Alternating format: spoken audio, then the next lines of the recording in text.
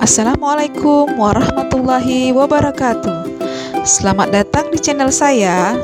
Kali ini saya akan menyampaikan aksi nyata pada modul 1.4.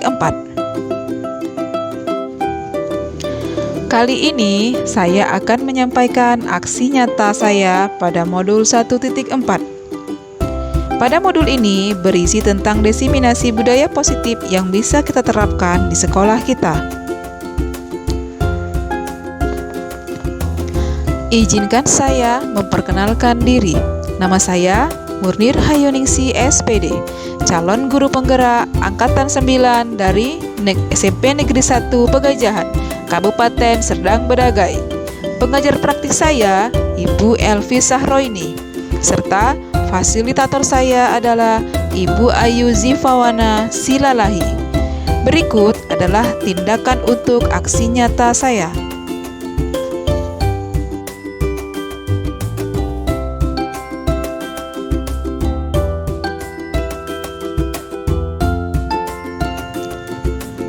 Latar belakang adanya kegiatan ini adalah murid tidak suka peraturan karena selama ini jika mereka melakukan pelanggaran maka akan mendapatkan hukuman dan cenderung akan mempermalukan dirinya sendiri.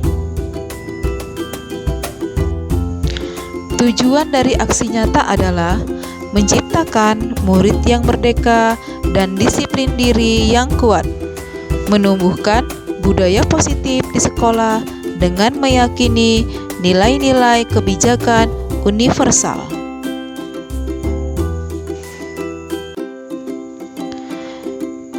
Yang menjadi tolak ukur adalah 1. Terbentuknya keyakinan kelas melalui kegiatan kesepakatan kelas yang dilakukan oleh wali kelas dan siswa. 2. Siswa mampu menerapkan dan menjalankan keyakinan kelas yang dibuat mereka sendiri. Lini masa tindakan. Langkah-langkah tindakan yang akan dilakukan. 1. Menghadap kepala sekolah untuk menjelaskan pentingnya penanaman budaya positif dan keyakinan kelas di sekolah, serta meminta izin untuk mendeseminasikan bersama rekan guru. 2. Mengumpulkan rekan guru untuk melakukan diseminasi pemahaman materi budaya positif, keyakinan kelas, dan segitiga restitusi. 3. Berkoordinasi dan berkolaborasi dengan wali kelas untuk membuat keyakinan kelas di kelasnya masing-masing. 4. Memantau, merefleksi, dan mengevaluasi keyakinan kelas yang telah dibuat.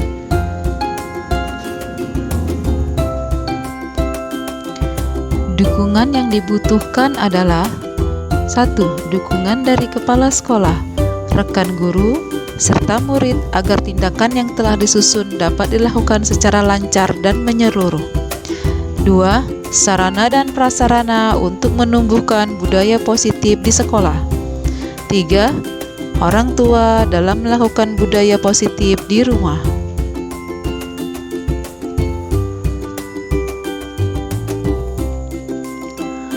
Berikut ini adalah merupakan kegiatan diseminasi di sekolah mengenai pemahaman dan pengalaman budaya positif.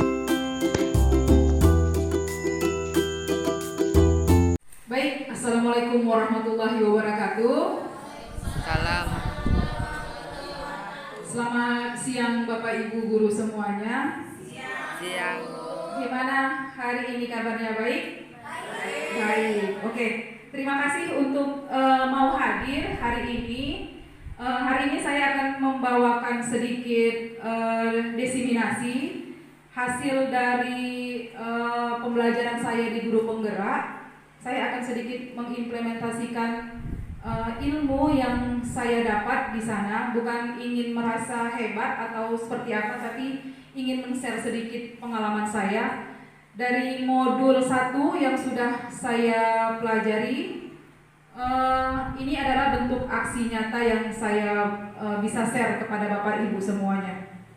Sebelumnya boleh kita ice breaking sebentar ya. Ice breakingnya yang paling gampang saja. yaitu menemukan bentuk atau warna yang ada di sekitar Bapak Ibu. Nanti kalau saya bilang bentuk, maka Bapak Ibu harus cari bentuknya yang sudah saya sebutkan. Atau mungkin saya akan menyebutkan warna, silakan Ibu cari warna yang sesuai dengan yang saya sebutkan. Bisa ya Bapak Ibu? Bisa. Oke, baik. Sekarang saya mau Bapak Ibu menemukan satu benda yang bentuknya bulat. Silakan diangkat. Iya, dapat ya Bapak Ibu. Ada ya, ada. Oke, baik. Baik, terima kasih. Nah, sekarang saya mau Bapak Ibu mencari benda yang bentuknya persegi. Oke, ayo persegi. Mana ya? Maya, sepertinya ini persegi juga ya.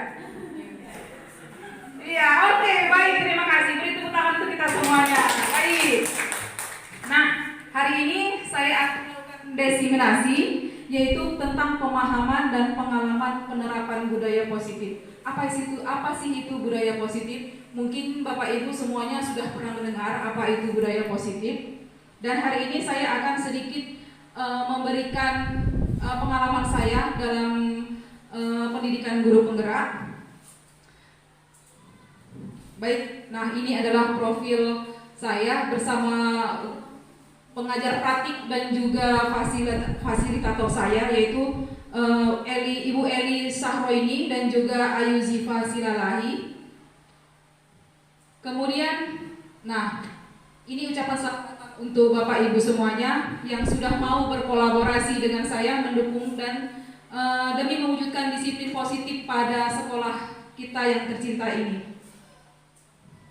Nah, ada beberapa konsep modul budaya positif yang bisa kita terapkan di sekolah kita. Yang pertama yaitu perubahan paradigma belajar, yang kedua disiplin positif, yang ketiga motivasi perilaku manusia, yang keempat kebutuhan dasar manusia, dan juga yang kelima posisi kontrol restitusi, kemudian keyakinan kelas dan juga segitiga restitusi. Jadi seharusnya harus ada segitiga restitusinya. Baik, pembelajaran dengan paradigma baru.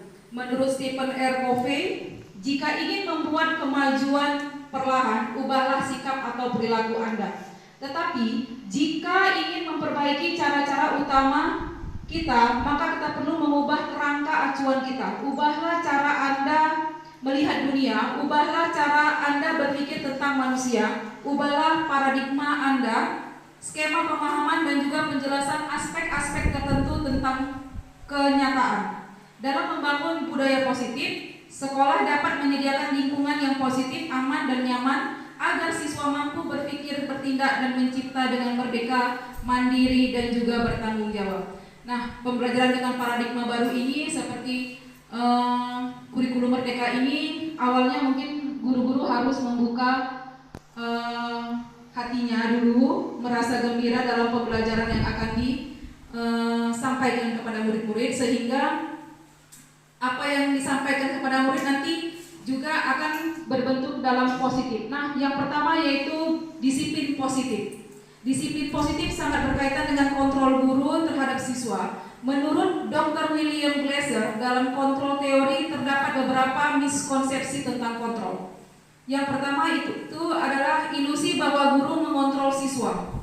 Sesemua perlakuan mempunyai tujuan, bahkan untuk perilaku yang tidak disukai. Untuk itu, pada dasarnya guru tidak dapat memaksa siswa untuk berbuat sesuatu jika siswa tersebut memilih untuk tidak melakukannya. Kemudian bermanfaat. Penguatan positif merupakan bentuk-bentuk kontrol untuk mempengaruhi siswa agar mengurangi suatu perilaku tertentu atau usaha mengontrol siswa tersebut. Yang ketiga, ilusi bahwa kritik dan membuat semua orang bersalah dapat menguatkan karakter. Nah, ini teori kontrol ini sebenarnya sudah kita terapkan secara sadar atau tidak sadar. Teori kontrol ini kita terapkan kepada siswa atau peserta didik. Misalnya seperti ini. Kalau ada kertas bisa kita praktekkan ya. Kira-kira ada nggak kertas yang bisa kita praktekkan? teori kontrol ini? Ada? Oke, baik. Kita contohkan dulu. Baik, boleh ya Bu Ayu, boleh dengan Pak Raffi, silahkan beri Pak Raffi 1. Kemudian silahkan digenggam kertasnya. Nah, baik, Pak Raffi juga digenggam kertasnya. Nah, genggam erat-erat, jangan nampak seorang pun. Nah, saya mau yang di sebelahnya dengan berusaha bisa mendapatkan kertas tersebut. Gimana caranya? Apakah dengan pemaksaan, ataukah dengan rayuan, ataukah dengan bujukan, terserah. Gimana caranya bisa mendapatkan kertas tersebut. Kalau yang megang kertas nggak mau kertas tersebut diambil, silahkan pertahankan dengan spot belakang. Boleh kita coba ya? Silahkan. Ayo, silahkan. Gimana? Boleh pakai rayuan. Kalau memang dirayu dibuka, berarti dia terayu ya kan? Silakan.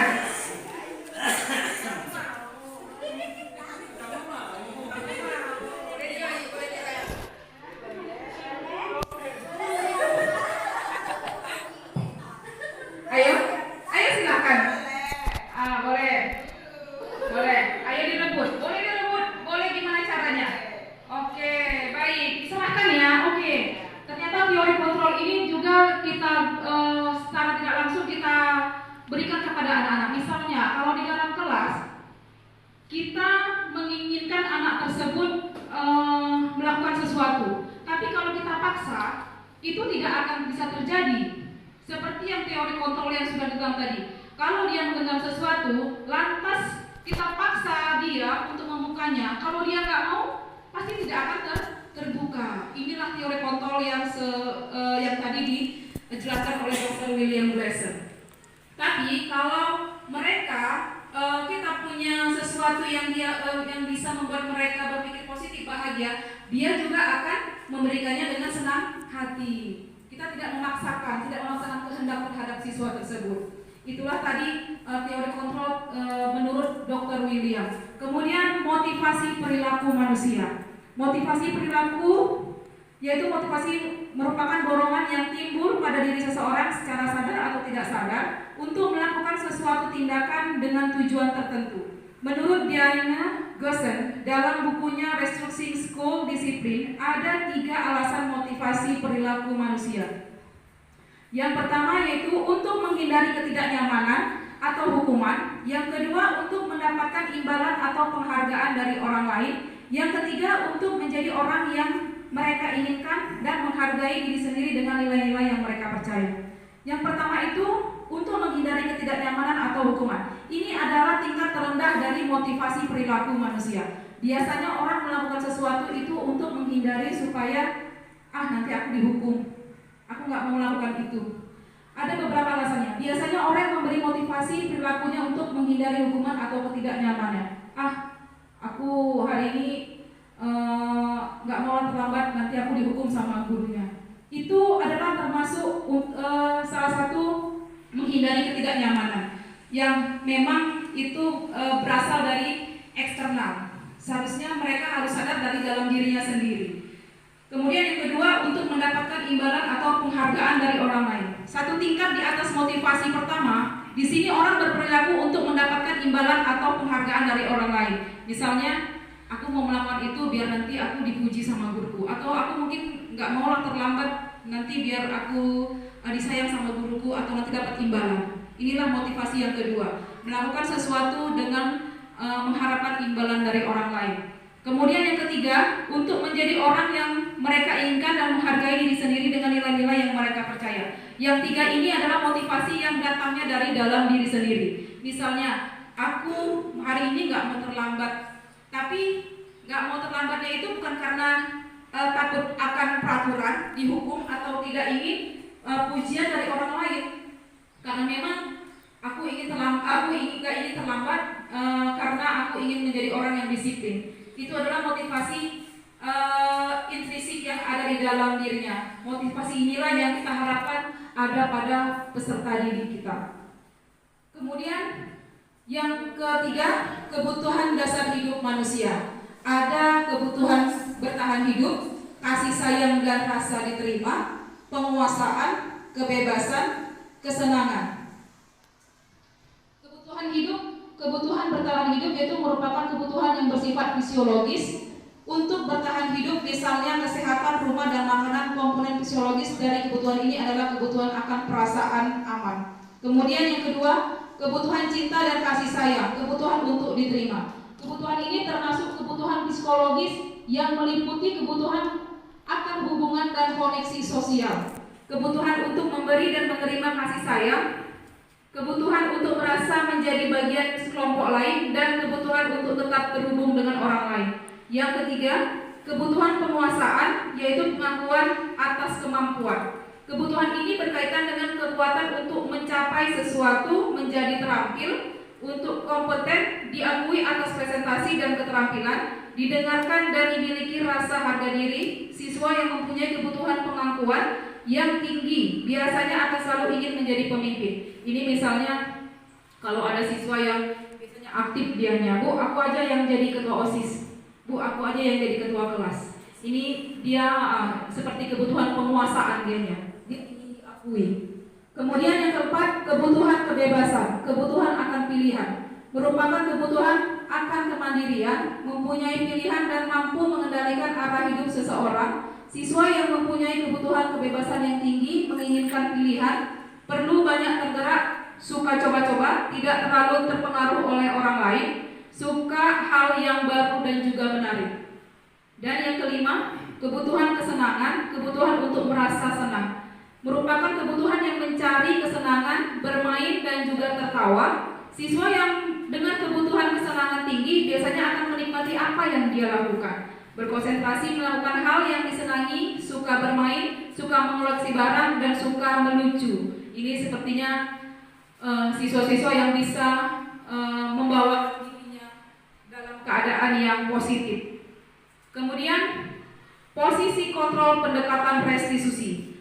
Pengertian dari restitusi adalah proses penciptaan kondisi bagi murid untuk memperbaiki kesalahan mereka sehingga mereka bisa kembali pada kelompok mereka dengan karakter yang lebih awet. Ini menurut Sigosen, salah satu peneliti. Kemudian ciri-ciri dari restitusi, bukan menebus kesalahan, namun belajar dari kesalahan memperbaiki hubungan. Tawaran bukan paksaan, mencari kebutuhan dasar yang menjadi tindakan, fokus pada karakter bukan tindakan, menguatkan dan fokus pada solusi. Perbedaannya, ini tentang hukuman dan juga restitusi. Restitusi ini seperti hukuman, tapi dia lebih mengedepankan nilai-nilai kebajikan. Kalau hukuman, ini contohnya kasusnya adalah murid sering tidak mengerjakan tugas. Contoh dari hukuman yaitu guru menghukum murid dengan berdiri di depan kelas, atau guru marah dan murid menjadi takut. Kalau konsekuensi, guru memberikan konsekuensi untuk mengerjakan PR-nya saat istirahat atau dikerjakan sebanyak 3 kali lipat. Guru tegas dan murid menghormati peraturan. Kemudian kalau restitusi, guru menanyakan keyakinan kelas atau dirinya dan membantu murid menyelesaikan masalahnya. Guru terbuka, murid menghormati dirinya dan dalam restitusi ini guru tidak semena-mena menanyakan kenapa si siswa tidak mengerjakan PR-nya, tapi lebih sharing apa sih masalah kendala kenapa dia tidak mengerjakan tugasnya. Ada kalimat-kalimat yang bisa diterima oleh si siswa supaya dia tidak merasa bersalah atau tidak disudutkan. Kemudian 5 posisi kontrol restitusi. Nah, 5 posisi kontrol restitusi ini juga secara tidak sadar kita perlakukan kepada anak-anak, yaitu pertama penghukum. Kita biasanya juga sering menghukum anak atas mungkin kesalahan juga kehidupannya. Kemudian membuat rasa bersalah. Kita juga sering membuat anak itu merasa bersalah. Misalnya contohnya tadi kalau dia terlambat atau membuat PR tanpa kita tanyakan apa sebabnya, apa penyebabnya, kita langsung menunjuk dia. Kenapa kamu kok pasti kamu dari malam tidurnya malam? Kenapa kok PR-nya nggak siap? Pasti kamu nggak bisa kerjakan atau apa gitu. itu adalah membuat rasa bersalah. Kemudian teman, kita juga biasa sering curhat sama si siswa. Terkadang dalam posisi teman ini, siswa lebih tergantung kepada si guru, sehingga kalau seumpamanya si guru nggak ada, dia merasa kehilangan dan tidak bisa melakukan apa-apa, seperti ketergantungan. Kemudian pemantau, posisi pemantau ini biasanya guru lebih aktif memantau siswanya dari hari ke hari, melihat apakah ada peningkatan dari kasus yang telah dia kasus yang sudah dia buat, apakah ada perubahannya. Kemudian posisi manajer. Posisi manajer adalah posisi yang paling stabil untuk para siswa. Kita lihat, nah ini dia contoh penerapan posisi kontrol. Murid tidak memakai atribut lengkap saat upacara bendera. Kalau dia sebagai posisi penghukum, ada beberapa kata yang biasanya kita keluarkan. Patuhi aturan sekolah lalu berdiri di depan kelas. Ini kalau kita posisinya sebagai penghukum. Kemudian kalau posisinya teman, ayolah yang tertib. Buat ibu guru bangga, kali ini tidak apa-apa kamu salah. Kita masih kasih dispensasi sama dia. Itu kalau kita dalam posisi teman. Kemudian pembuat rasa bersalah. Ada kata-kata yang bisa membuat anak itu merasa down seperti itu. Berapa kali ibu guru harus memberitahu kamu? Bu guru kecewa sama kamu. Kamu kenapa kok gak pernah pakai atribut di sekolah? Dasar kamu memang gak pernah mau tahu seperti itu. Membuat rasa bersalah pada anak. Kemudian posisi pemantau. Ada kalimat yang seperti kamu sudah melanggar apa peraturan dan konsekuensinya. Ini pemantau ini, kalau yang saya bilang tadi, si guru ini memantau terus si anak. Kira-kira dalam mematuhi peraturan itu ada nggak perubahannya dia? Si guru terus mengingatkan kepada si anak untuk atas konsekuensi kesalahan apa, hukuman apa yang akan dia dapatkan, konsekuensinya jika dia melanggar peraturan. Kemudian yang paling stabil yaitu posisinya manajer. Pada kalimat yang bisa diucapkan yaitu, apakah kamu tahu kesalahanmu? Kira-kira bagaimana kamu akan memperbaiki kesalahanmu? Posisi manajer inilah yang memang seharusnya dipakai oleh guru. Tapi tidak serta-merta posisi manajer ini juga bisa kita buat kepada anak-anak. Tapi kalau kesalahannya misalnya berat, ya mungkin kita bisa jadi teman atau jadi pemantau. Tidak selalu kita bisa mengaplikasikan posisi manajer tersebut. Kemudian keyakinan kelas. Saya pikir kita juga sudah pernah membahas tentang keyakinan kelas. Apa itu keyakinan kelas? Langkah-langkah pembentukan keyakinan kelas, yaitu memberikan kesempatan kepada semua siswa untuk berpendapat tentang peraturan dan perlu disepakati di kelas. Kemudian mencatat semua masukan siswa di papan tulis atau di kertas besar sehingga semua siswa dapat melihatnya. Kemudian menyusun keyakinan kelas sesuai prosedur pembentukan keyakinan kelas. Ubahlah kalimat negatif menjadi kalimat positif. Contohnya, jangan berlari di kelas menjadi berjalanlah di kelas. Meninjau kembali daftar pendapat yang telah dicatat, kemudian mengajak siswa untuk mencari nilai kebajikan atau keyakinan yang menjadi inti peraturan tersebut. Contohnya, berjalan di kelas, mendengarkan guru, datang tepat waktu, dan bisa disadikan menjadi satu keyakinan, yaitu saling menghormati. Keyakinan ini kemudian disadikan untuk daftar yang disepakati. Kemudian meninjau ulang keyakinan kelas secara bersama-sama. Hendaklah keyakinan kelas tidak terlalu banyak agar mudah untuk diingat oleh semua siswa. Kemudian setelah keyakinan kelas selesai dibuat, maka semua anggota kelas dapat meninjau ulang dan menyetujuinya dengan menandatanganinya seluruh guru dan juga siswa. Keyakinan kelas dapat ditempel di dinding kelas agar mudah untuk dilihat. Ini dengan keyakinan kelasnya. Nah, ini juga langkah-langkahnya. Keyakinan kelas bersifat lebih abstrak daripada peraturan. Kenapa kok keyakinan kelas? Kenapa nggak peraturan kelas aja? Biasanya kalau peraturan kelas itu tidak boleh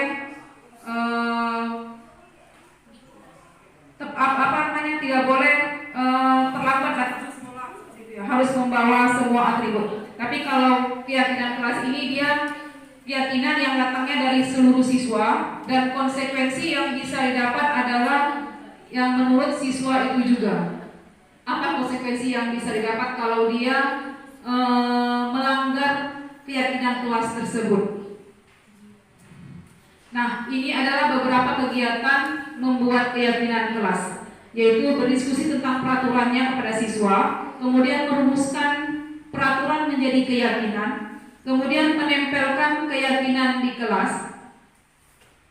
Nah, ini dianya contohnya juga keyakinan kelas. Nah, yang terakhir adalah segitiga restitusi. Dari semua yang sudah saya jelaskan tadi, ada 3 segitiga restitusi yang bisa menstabilkan saat siswa melakukan kesalahan. Ada menstabilkan identitas, validasi tindakan yang salah, kemudian menanyakan keyakinan. Menstabilkan identitas. Sisi ini merupakan bagian dasar dari segitiga yang bertujuan untuk mengubah identitas anak yang gagal karena melakukan kesalahan menjadi orang yang sukses. Contoh kalimat yang digunakan kepada anak yaitu, berbuat salah itu tidak apa-apa, karena memang semua orang pernah berbuat salah. Kita ingatkan lagi, tidak ada manusia yang sempurna, karena kita memang bisa saja semua pasti lalai dan juga bisa melakukan kesalahan. Kemudian ada juga kalimat, Bapak tidak tertarik untuk mencari siapa yang salah, tapi Bapak ingin mencari solusi dari permasalahan ini. Jadi dalam menstabilkan identitas ini kita lebih melihat lagi kira-kira si anak ini biar jangan down kali apa yang bisa kita perbuat. Ini ada pada menstabilkan identitas. Kemudian validasi tindakan yang salah. Situasi tidak menyarankan guru berbicara kepada siswa bahwa melanggar peraturan adalah sikap yang baik. Tetapi di dalam restitusi harus memahami alasannya dan memahami bahwa setiap orang pasti melakukan hal yang terbaik pada waktu yang tertentu. Ada beberapa contoh kalimatnya, yaitu padahal kamu bisa melakukan hal yang lebih buruk dari ini ya. Misalnya, waktu satu siswa sedang marah-marah kepada temannya, dia hanya marah-marah. Saat dia marah-marah itu sebenarnya dia bisa melakukan yang lebih buruk dari itu. Nah itu kita bilang kepada siswa, sebenarnya semua bisa salah, semua orang bisa marah, tapi memang sedikit lebih baik karena kamu tidak melakukan hal yang lebih buruk dari marah-marah. Misalnya dia bisa memukulnya atau meninjunya. Itu adalah beberapa kalimat yang bisa kita buat pada validasi tindakan yang salah. Kemudian menanyakan keyakinan kelas. Setelah kita memvalidasi sikap tadi, kemudian yang ketiga adalah menanyakan keyakinan kelas. Setelah kita tahu apa salahnya, dia tahu apa konsekuensinya, kita tanya, kira-kira perbuatan dia itu sudah sesuai belum sama keyakinan kelas yang sudah kita buat. Dia tahu keyakinan kelas yang sudah dia buat dari dia, dan konsekuensinya juga dari semua siswa dia juga tahu. Kemudian, nah ini ada dua tentang contoh dari tentang segitiga restitusi. Kita lihat dulu sebentar ya Bapak Ibu.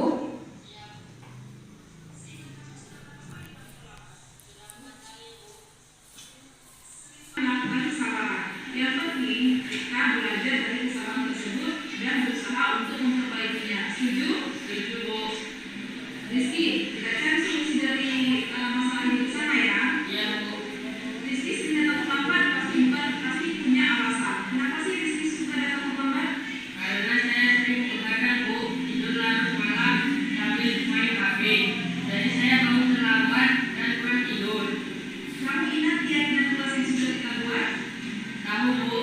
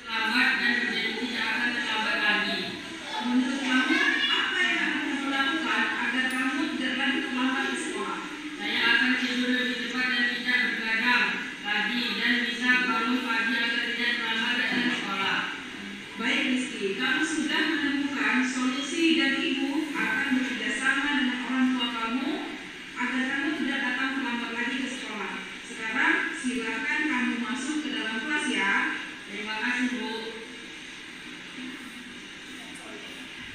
Selamat pagi, Bu. Dari ketua kelas, tadi habis bertengkar ya dengan si Fadil? Iya, Bu, habis disasi. Kenapa kamu bisa kesal? Fadil terus menerus pekerjaan yang sudah saya selesaikan, bukan hanya PR, tetapi dia juga sering bersatu dengan kehidupannya. Oh gitu, ya wajar ya. Kalau kamu marah dan kesal, jika ibu ada di posisi kamu, ibu juga akan melakukan hal yang sama seperti kamu. Lalu, apa yang kamu lakukan terhadap Fadil? Saya marah-marah, Bu.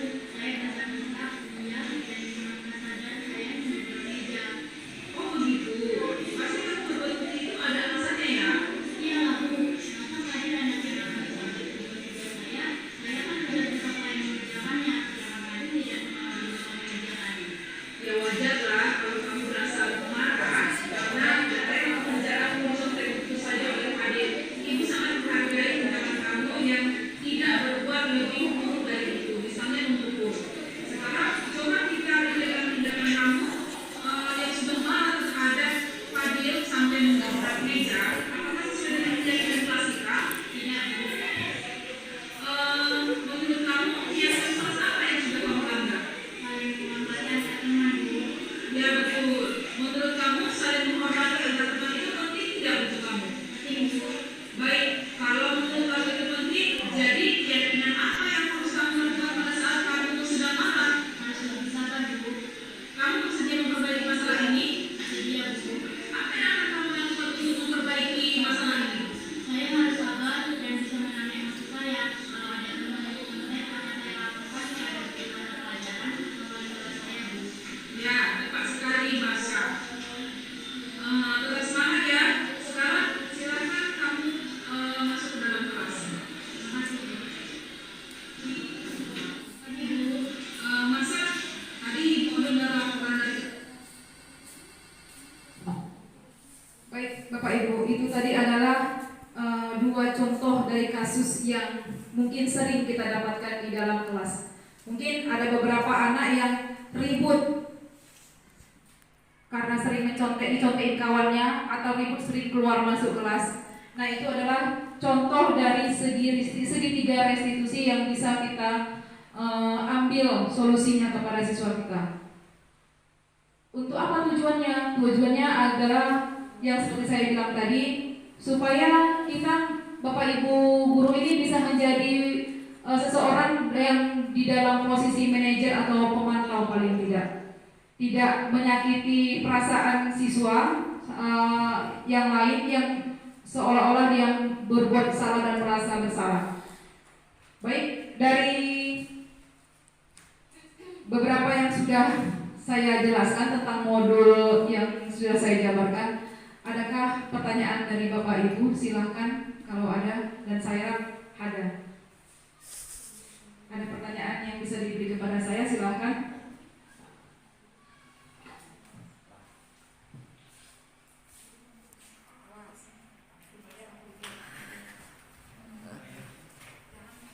Assalamualaikum warahmatullahi wabarakatuh. Terima kasih atas kesempatannya, Ibu. Saya mau bertanya, dari kasus tadi kita kan mengharapkan bahwa dari anak sendiri lah tergerak apa sih sebenarnya kesalahannya gitu ya, Mas. Nah, di satu kasus misalnya dia merasa dia itu benar pada posisinya gitu. Itu bagaimana cara kita menggali supaya kita tidak menyalahkan dia, tapi dia muncul, cuman dia tetap mengekeh kalau dia itu nggak salah. Nah, itu yang pertanyaan yang seperti apa supaya anak itu langsung tersadar. Terima kasih, Bu. Terima kasih atas pertanyaannya. Mungkin ada beberapa juga anak-anak yang egois yang merasa aku benar kok, dia yang salah. Mungkin dalam posisi itu kita bisa menjadi selain yang tadi jadi manajer, kita juga bisa menjadi pemantau.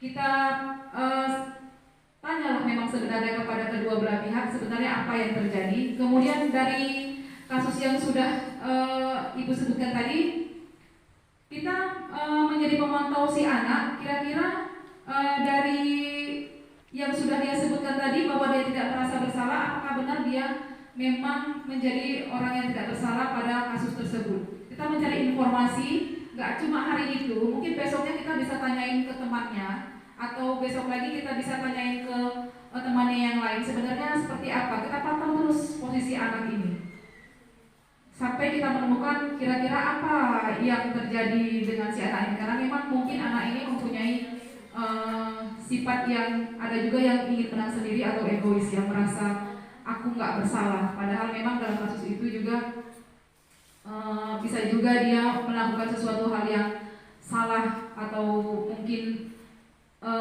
kawannya yang lain merasa tidak suka seperti itu. Kita bisa menjadikan kita, kalau kita menjadi seorang pemantau untuk si anak ini, seperti itu.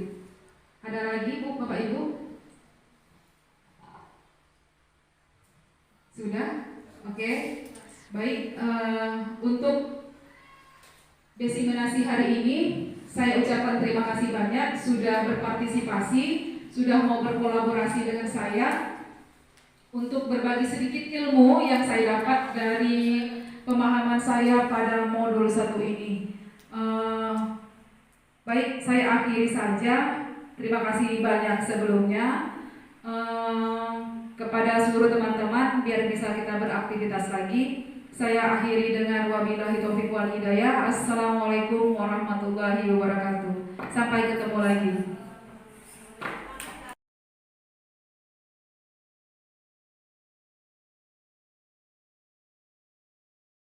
Pagi Bu. Marsha, tadi Ibu dengar laporan dari ketua kelas, katanya kamu tadi habis bertengkar ya dengan si Fadil. Iya Bu, habis kesal sih. Kenapa kok bisa kesal? Fadil terus-menerus mencontoh pekerjaan yang sudah saya selesaikan. Bukan hanya PR, tetapi dia juga sering mencontoh tugas-tugas lainnya. Oh begitu, ya wajar ya. Kalau kamu marah dan kesal, jika ibu ada di posisi kamu, ibu juga akan melakukan hal yang sama seperti kamu. Lalu, apa yang kamu lakukan terhadap Fadil? Saya marah-marah Bu, saya bentak-bentak dia dan tanpa sadar saya mengebrak meja. Oh begitu, pasti kamu berbuat seperti itu ada alasannya ya? Iyalah Bu, masa Fadil enak-enakan mencontoh tugas-tugas saya kan sudah susah payah mengerjakannya, sedangkan Fadil tidak mau berusaha mengerjakannya. Ya wajar lah kalau kamu berasa marah karena tidak rela pekerjaanmu dicontek begitu saja oleh Fadil. Ibu sangat menghargai tindakan kamu yang tidak berbuat lebih buruk dari itu, misalnya memukul. Sekarang coba kita pikirkan tindakan kamu yang sudah marah terhadap Fadil sampai menggebrak meja. Apakah sesuai dengan keyakinan kelas kita? Tidak Bu. Menurut kamu keyakinan kelas apa yang sudah kamu langgar? Saling menghormati antar teman Bu. Ya betul. Menurut kamu saling menghormati antar teman itu penting tidak untuk kamu? Penting Bu. Baik, kalau menurut kamu itu penting, jadi keyakinan apa yang harus kamu lakukan pada saat kamu sedang marah? Harus lebih sabar Bu. Kamu bersedia memperbaiki masalah ini? Bersedia Bu. Apa yang akan kamu lakukan untuk memperbaiki masalah ini? Saya harus sabar dan bisa menahan emosi saya. Kalau ada teman yang mencontek, akan saya laporkan kepada guru mata pelajaran atau wali kelas saya Bu. Ya, tepat sekali Marsha. Tetap semangat ya. Sekarang silahkan kamu masuk ke dalam kelas. Terima kasih Bu. Selamat pagi, Bu. Rizky, tadi ibu mendengar laporan dari guru piket, katanya kamu sering datang terlambat ya? Iya, Bu. Seingat kamu sudah berapa kali kamu terlambat? Sudah 4 kali, Bu. Sering terlambat itu suatu kesalahan bukan? Iya, Bu. Baik Rizky, berbuat kesalahan itu memang manusiawi. Setiap orang pasti pernah melakukan kesalahan. Yang penting kita belajar dari kesalahan tersebut dan berusaha untuk memperbaikinya. Setuju? Setuju, Bu. Rizky, kita cari solusi dari masalah ini bersama ya. Iya, Bu. Rizky sering datang terlambat pasti punya alasan. Kenapa sih Rizky suka datang terlambat? Karena saya sering begadang, Bu. Tidur larut malam sambil main HP. Jadi saya bangun terlambat dan kurang tidur. Kamu ingat keyakinan kelas yang sudah kita buat? Tahu, Bu.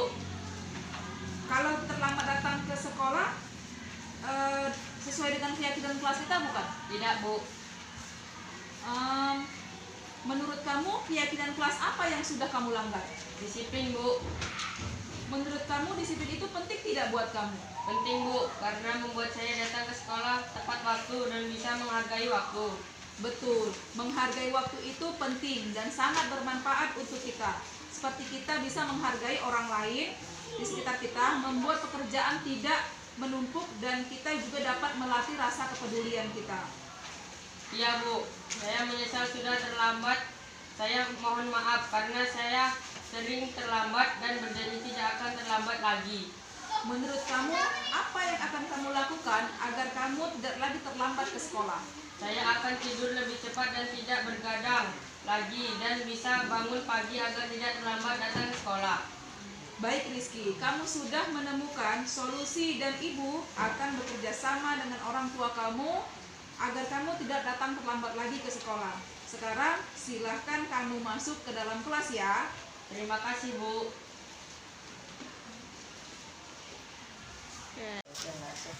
Assalamualaikum warahmatullahi wabarakatuh. Saya Marsha dari kelas 87. Saya sangat senang sekali diajak diskusi dengan Bu Guru untuk dapat mengendalikan amarah karena perilaku teman sekelas saya. Saya harus banyak belajar bersabar dan dapat menghormati teman-teman. Terima kasih.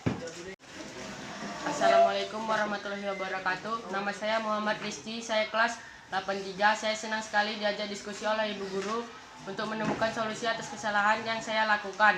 Saya tidak akan bergadang lagi agar tidak terlambat datang ke sekolah. Terima kasih. Amira, main yuk. Kamu lihat apa? Nilai ulangan kuliah. Berapa nilaimu Amira? 60. Yeay, aku tinggi. Yeay. Makanya belajar lagi sih. Sini sama Bapak. Amira, kenapa nak? Saya diajak Ali, Bu. Kenapa ngejeknya? Nilai saya 60. Oh begitu, kalau begitu tenang ya. Iya, Bu. Belajar lagi ya. Baik, Bu. Ibu lihat Pak. Ini gue tutup jam yang ini.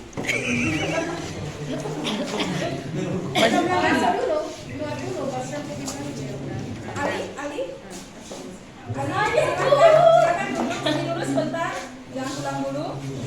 Ali, saya tadi mendengar dari Amira, katanya kamu tadi mengejek Amira ya? Iya, Kenapa kamu ejek Amira si Ali?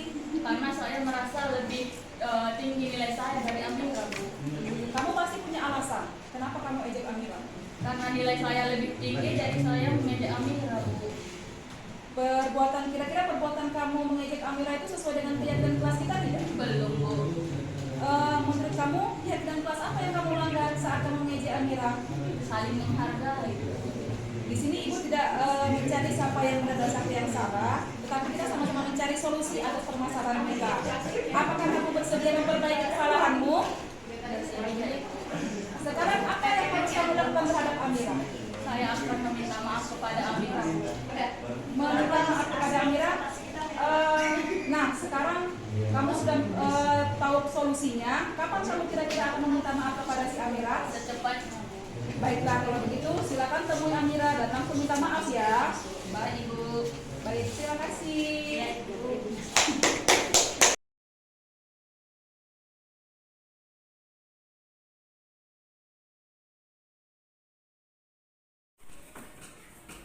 Baik, selamat pagi semuanya.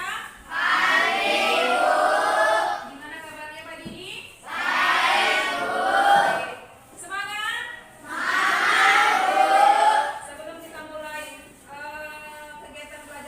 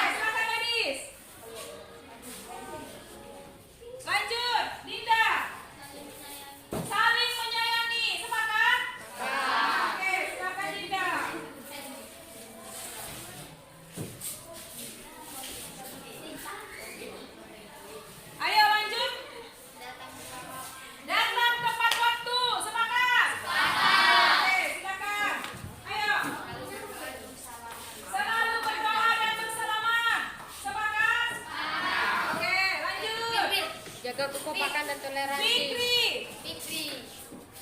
Jaga kekompakan dan toleransi. Sepakat? Oke. Lanjut. Mendengarkan guru dan teman. Mendengarkan guru dan teman. Sepakat? Oke, silakan. Lanjut. Digita. Mengerjakan tugas tepat waktu. Mengerjakan tugas tepat waktu. Oke, sepakat? Silakan. Lanjut Yuda.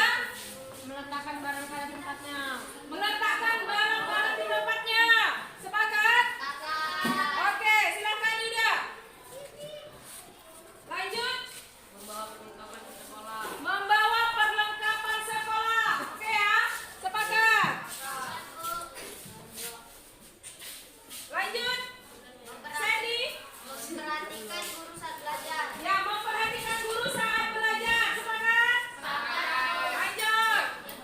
Haikal. Tidak makan dan berbuat. Jangan makan dan tidak makan minum di kelas. Oke, sepakat ya? Oke.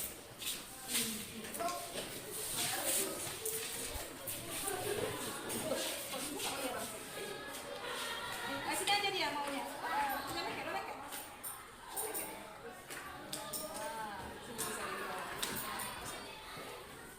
Oke. Baik, ini adalah hasil kesepakatan kita di kelas. Kira-kira apa sih punishment-nya jika kita melanggarnya?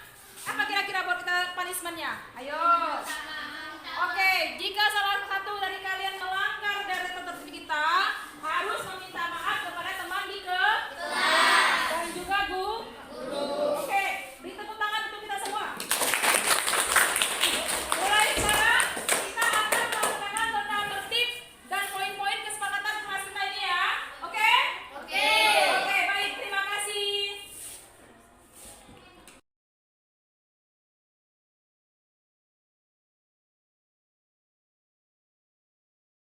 Dari kelas 83. Kenalkan, nama saya Rangga Triaditya dari kelas 83.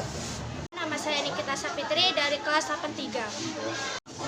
Kenalkan, nama saya Reno Ekana Lubis dari kelas 83. Bagaimana perasaan kamu saat membuat keyakinan kelas bersama teman-teman dan gurumu?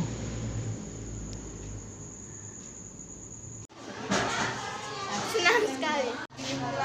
Sangat seru sekali. Sangat bersemangat. Sangat senang. Apakah menurutmu pembuatan keyakinan kelas penting dilakukan? Karena dapat menumbuhkan rasa tanggung jawab. Dapat membuat kita lebih disiplin. Membuat kita menghargai orang lain. Dapat membuat kita lebih baik lagi.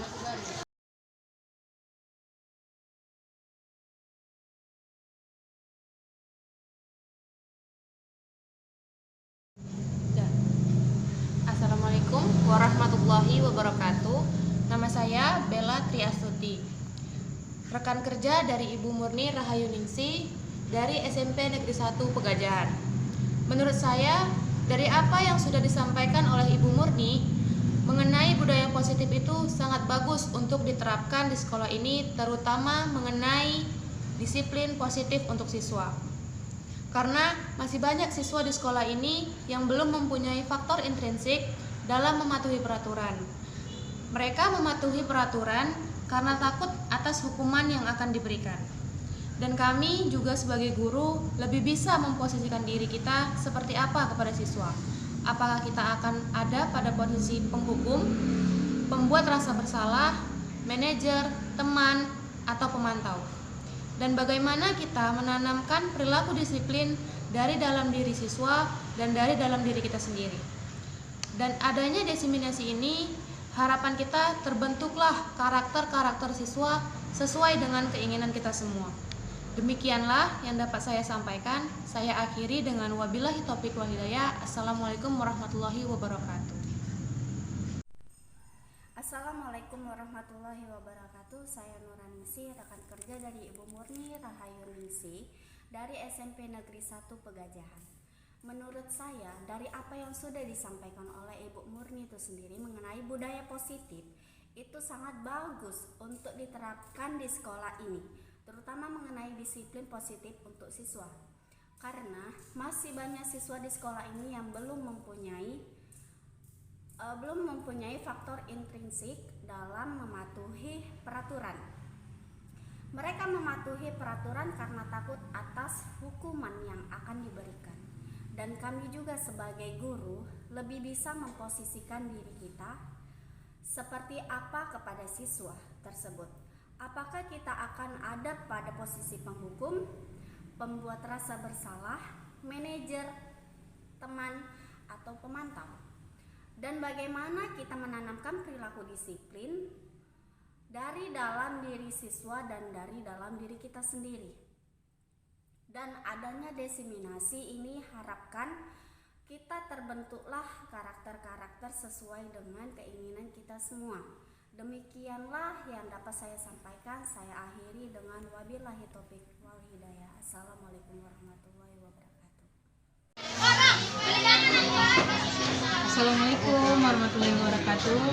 Perkenalkan, saya di sini sebagai rekan kerjanya dari Ibu Murni yang bernama Ibu Putri Sarati Fatla. Saya di sini sebagai rekan kerjanya di SMP Negeri 1 Negeri Pegajahan. Menurut saya dari apa yang sudah dipaparkan oleh Bu Murni mengenai budaya disiplin itu sangat bagus untuk diterapkan di sekolah ini. Untuk diterapkan di sekolah ini bagus dia mengenai disiplin positif, baik itu untuk siswanya. Karena yang pertama, masih banyak siswa sekolah ini belum menerapkan kedisiplinan di dirinya mereka masing-masing.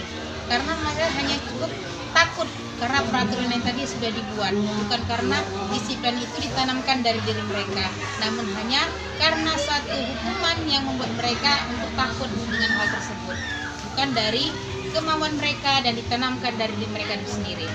Dan kami juga sebagai guru lebih bisa memposisikan diri kita seperti apa kepada siswa kita. Apakah kita akan ada pada posisi menghukum atau membuat rasa bersalah, manajemen teman, atau pemantau lah di sini sebagai guru. Dan bagaimana kita menanamkan perilaku disiplin kepada siswa kita sendiri dan dari diri kita sendiri, dan adanya disiplin ini harapkan kita terbentuklah satu karakter yang mana sesuai dengan keinginan kita semua sebagai guru. Demikianlah yang dapat saya sampaikan dan paparkan untuk Murni. Mungkin itu saja. Terima kasih. Saya Mimi, rekan kerja dari Ibu Murni dari SMP Negeri 1 Pegajahan. Menurut saya, apa yang sudah disampaikan oleh Ibu Murni sendiri mengenai budaya positif itu sangat bagus untuk diterapkan di sekolah ini, terutama mengenai disiplin positif untuk siswa. Karena masih banyak siswa di sekolah ini yang belum mempunyai faktor intrinsik dalam mematuhi peraturan. Mereka mematuhi peraturan karena takut atas hukuman yang diberikan. Dan kami juga sebagai guru lebih bisa memposisikan diri kita seperti apa kepada siswa. Apakah kita akan ada pada posisi penghukum, pembuat rasa bersalah, manajer, teman, atau pemantau? Dan bagaimana kita menanamkan perilaku disiplin dari dalam diri siswa dan dari dalam diri kita sendiri. Dan adanya diseminasi ini kita harapkan terbentuklah karakter-karakter sesuai dengan keinginan kita semua. Demikianlah yang dapat saya sampaikan. Saya akhiri dengan wabillahi taufiq wal hidayah. Wassalamualaikum warahmatullahi wabarakatuh.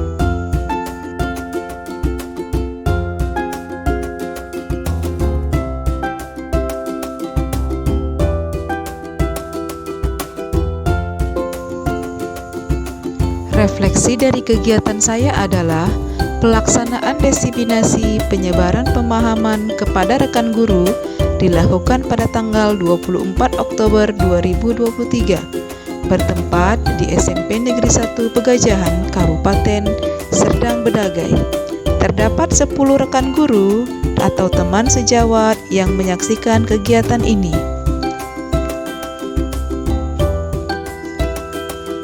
Saya membuat keyakinan kelas bersama dengan murid-murid di kelas 7, 8, dan 9, dan saya mengambil sampel di kelas 83.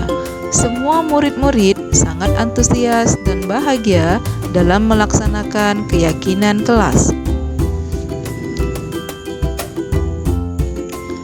Perasaan saya setelah melakukan aksi nyata ini, saya menjadi sangat bersemangat dalam melakukan perubahan yang lebih baik lagi, terutama dalam menerapkan konsep-konsep inti dalam budaya positif di SMP Negeri 1 Pegajahan.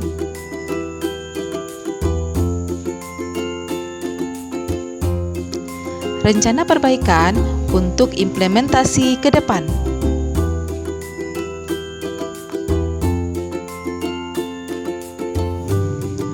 Rencana perbaikan yang akan dilakukan yaitu 1. Selalu melakukan evaluasi secara bertahap. 2. Terus melakukan koordinasi dengan semua pihak di lingkungan sekolah. 3. Terus meminimalisir kekurangan-kekurangan yang ada. 4. Terus meningkatkan ilmu pengetahuan yang berkaitan dengan budaya positif. 5. Selalu menganalisis kebermanfaatan hasil desiminasi tersebut terhadap murid dan lingkungan belajar.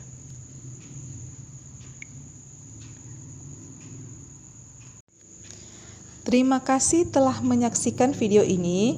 Semoga kita bisa melaksanakan budaya positif yang ada di lingkungan sekolah dan masyarakat. Salam guru penggerak, tergerak, bergerak, menggerakkan.